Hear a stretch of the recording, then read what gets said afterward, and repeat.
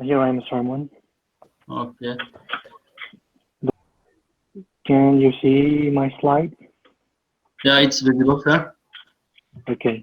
Sir Khumbiaklal Hauzel, presently he's from Chicago, United States of America, and he completed Master of Divinity, MD from Grace Bible College, Lamka, Manipur, India in the year 2016. And currently, he's pursuing Master of Theological Studies from McCormick Theological Seminary, Chicago, Illinois, USA. And he'll be delivering a lecture on the topic why we long for meaning in life. And I hope his talk will enrich the student and all of us. Like, over to you, sir. Okay, thank you so much, Juan. And firstly, my presentation is not about the meaning of life. Instead, it is about why do we long for meaning in life. That's the point that I want to make clear for the first. Why do we long for meaning in life? Shed Guru, he was asked in YouTube, what is the purpose of life? And this is how we respond. The greatest things about life is there is no meaning in life. The questioner asks, what is the meaning of life, or what is the purpose of human life? And this guru responds saying that the greatest things about life is there is no meaning to life. Did he answer the questions? I don't think so. Second, Richard Dawkins. He's a biologist, and many of you will know it because most of you are from science background. And when he talked about the meaning of life, let me quote, this is what he said. The world teems with meaning. It is up to each of us to give our own life meaning through our work, our relationship, and the patience. And I think through one thing, understanding who we are and trying to understand why we are here. He said that we can create our own meaning in this world, but sometimes he makes us very confused with what he says is this, understanding why we are here. He may explain about we can create our own meaning in this world, but he did not respond why we are here. So he said, this is the one thing that I try to understand. The next French philosopher named Albert Camus, when he was asked what is the meaning of life, and this is his quote, let me quote, there isn't one and we can make one either. And he said there is no meaning of life, even one, and we cannot even make one meaning in this life. So if we ask the meaning of life according to this philosopher, it is there is no meaning. And here is a person named called Philippian C. He is a Christian thinker and author. He was asked what is the meaning of life. Let me quote. He said, we all have a longing for meaning, a sense that our life matters in the world we live in. We also long for a community, a sense of being loved. Why do we have this instinctive desire for meaning if it does not exist? The question that he has is, why do human beings long for meaning in life if there is no fulfillment for it? So the other side of the question that he gave answer to was, we human must have a meaning in life. If not, why should we long for meaning? That is the question that he asked. So this is what we call worldview. When we say worldview is like the way we see the world as a human, or what a human is. So according to Sadhguru, the way he sees human has no meaning. That is his worldview. And according to Richard Dawkins, he said human has meaning, but we have to create our own meaning. And he still said, I don't know why we are here. And again, according to Albert Camus, he said there is no meaning, and we won't find any meaning in this world, especially when it comes to human meaning. But when it comes to the Christian thinker, Philippians, he said, if we long for meaning, there must be an answer for that. If not, what should we long for? And this is the question that I want to deal. Why do we long for meaning in life? Can we just make a conclusion saying that longingness for meaning is just absurd, means meaningless? If I long for meaning in life, does that mean that I'm longing for something that is meaningless? I don't think so. Because if I long for something, there must be something that can fulfill my desire that I long for. Let me give an example. Suppose we get hungry as a human, so there is food to satisfy them. Again, we get thirsty. That's the reason why there is a drink to satisfy them. Again, we long for love and an intimate relationship. And that's the reason why we have marriage, friendship, and a family. So when humans long for something and desire has a desire, there is something that fulfills. That's the reason why the Greek philosopher, they say that we human beings are driven by deep sense of meaning. And that's why they call human beings as telic creature. Telic creatures, in one way, according to Greek language, is telos or teloskos, which means in English, purpose. That means that we humans are created for purpose, and we human beings are created for a meaning. That's why we are driven by deep sense of meaning. Every human being longs for it. That's the reason why in this present age, we have a lot of emptiness and a lot of depression, because we want to know, why am I here? And that's the reason why this is clearly an indication that human beings are designed, and therefore there is a reason for our earthly existence. If we are designed, that means we are created. If we are created, that means there is a creator. If there is a creator, that must be God. So logically, by using a reason, we can say that if human being is created, means there must be a creator. If there is a creator who can create a human being, means that this must be outside of this world. That's why we call it God, because this is a transcendent thing. So according to Christian worldview, God created human being. So without God, we human cannot have meaning. So when we know God, we can have meaning in this world. That is the Christian worldview. But with the development of human reasoning, the humanistic, they say that this is the humanist worldview. They say we don't need God to have meaning in this world. Yeah, in one way we can say it, but let's reason together. According to the humanist worldview, they say human being has a meaning, and they can create our own. We can create our own meaning.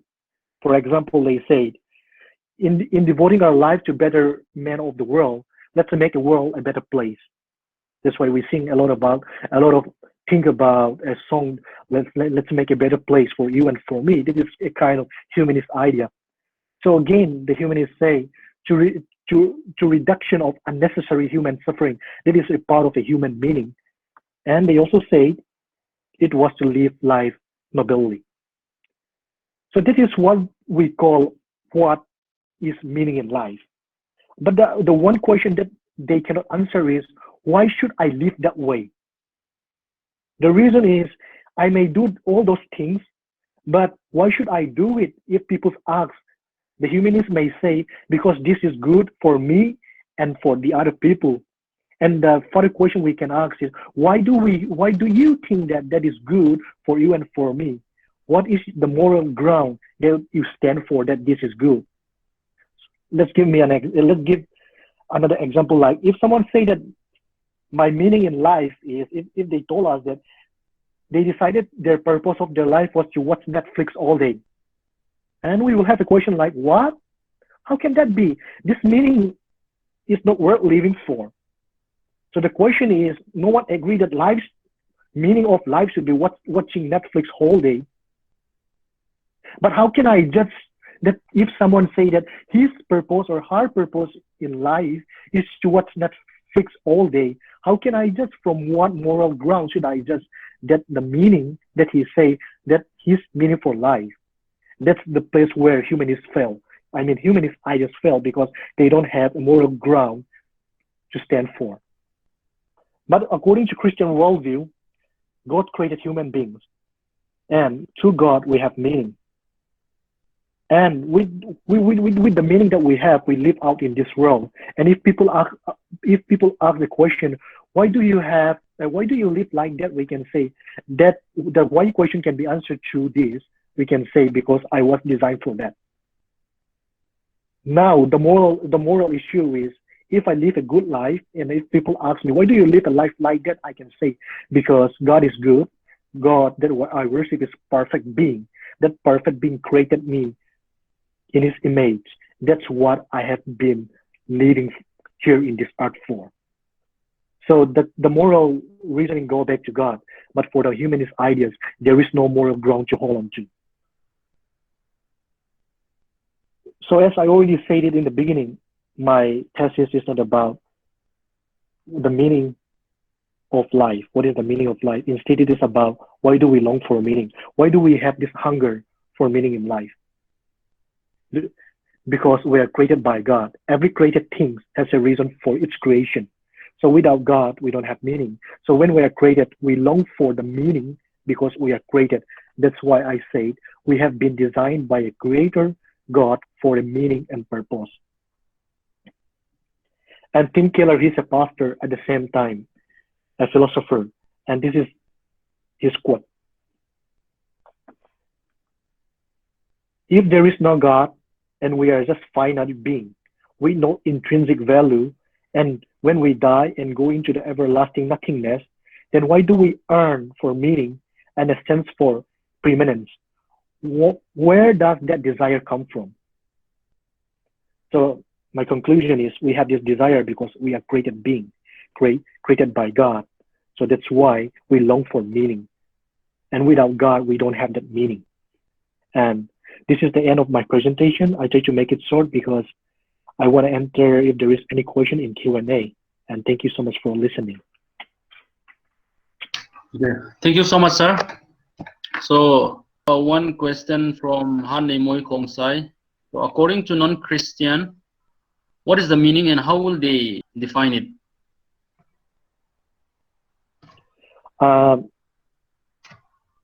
According to the non-Christians, because non-Christian, when you mean, do you mean atheist or another religion?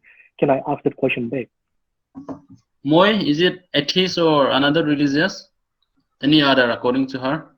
It can be either. If it is according to non-Christians, because I'm not defending here the Christian view of God, but I'm just presenting the Christian way of understanding who God is. So if we look into another worldview, like especially as we come from India, when we talk about Hinduism, it is very difficult to understand what is Hinduism because most of the teaching is about illusion, and everything is God, and God is everything, and who is God and who is human. It's very difficult to understand. So that's the reason why I'm saying the understanding of God in Hinduism is like illusion. So to find a meaning for them is, to me, I think that's what Sheikh Guru said. There is no meaning. If you know the meaning and purpose in life, when you found out that meaning, you will be bored. That is what he said. So according to my understanding of Hinduism, I think it's really difficult to present the meaning and purpose of their life. That's why they go on reincarnating. One question from my side. So what is the purpose of life as this according to atheists and according to this Muslim or any other religious except this Christian? I mean, what is the purpose of life for this atheist or agnostic? As I presented earlier, my presentation is not the meaning and the purpose of life. My presentation is why we long for meaning. Why do we long for meaning as a human being, biologically designed? Why do we long for meaning and with reasoning? That's my presentations, and the question that you asked is out of my context, but I need to answer it, or do I need to pass on? It's okay if you can answer, no problem. If you want to answer. Okay. Especially according to the Muslim and another religion, as I mentioned, the view of God is somehow the same, but the only thing is we are created in God's image. That is the Christian worldview. But if you look into another religious worldview, none of us are created in the image of that God. So if you want to make a evaluation based on the view of God, when it comes to human being, so for them is like human beings, like for the Muslim is God and human being are too far, and that's why the thing is human beings has a value, but not compared to Christian worldview. In Islamic worldview, we don't have much value according to their religious teaching. So about their meaning and purpose, they also say that to serve God, but when it comes to humanist thinking, I think I need to present that things in more details because in a very short time it's hard to explain. Okay, sir. As you say earlier, if someone said my purpose of life is watching Netflix all day to you, what will be your answer, and will you agree to that purpose, just according to you? That's the reason why I have a moral argument in that, because according to the person's view, if he say that my meaning and purpose in life is to watch Netflix all day, and that is a humanist perspective of meaning of life, because we can create our own meaning. That is what they say. So if you say that that's my meaning, then the question is, if that's your meaning of life is just to watch Netflix, then where did you get that intrinsic value that watching a Netflix is better than anything in life? Because according to the Christian worldview is, we have a transcendent value means. That's a place where I want to explain more, but I was quick in that. So we have a transcendent value, means God. God is a perfect being. A perfect being created us. Without that perfect being, we wouldn't know the reason why we are here. That's my standpoint. No Baite, she asks one question: how does the reincarnation in Hindu stand or fail theologically? And another question from Sanju Ajit: can you elaborate on, since there is a God and thus there is a meaning in life, is it that only a higher being can give meaning to your life and nothing else? Why? When we talk about reincarnation logically, it is very, very difficult to practice in practical life, because according to the Hindu belief, is reincarnation means the soul transfer from one body to another body. The soul move on, but the body change. And if you have a logical reason in that, that means, for me, I'm Khumbiaklal Hauzel. Then if I die today, then the soul transfer, then what is the uniqueness of me in my being? I hope you got what I say. Like, my soul transferred to another body again, incarnated, then me, my being is a being.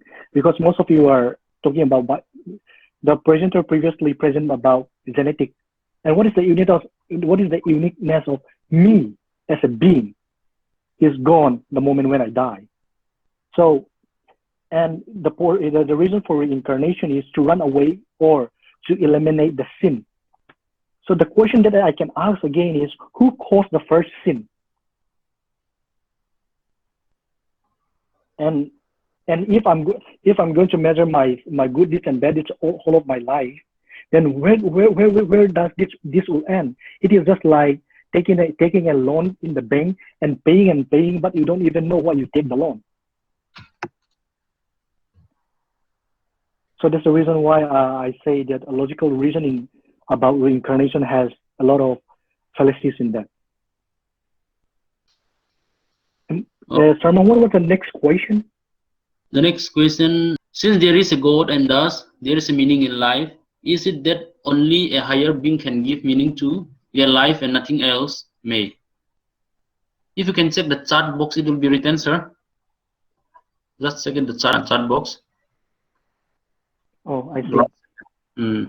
This is a very good question, and not a very easy thing to answer also. There is no ultimate meaning,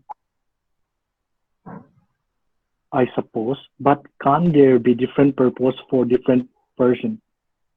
And the question in itself is very defeating, because if you say that there is no ultimate meaning, I suppose you say, but can there be different purpose for different person? So he said again, he asked for purpose, but he said that he don't believe in purpose. What's the point of asking a purpose when you don't believe in purpose?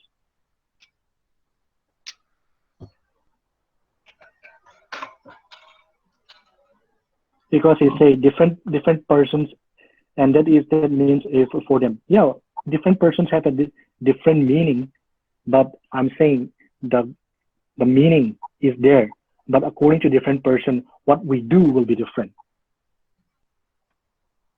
But he said there is no ultimate meaning, I suppose. He said he's not clear.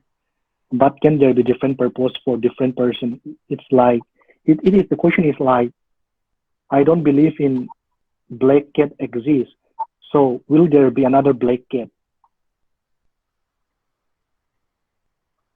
There is one more question, the last one. Is creating our own purpose better than finding a purpose?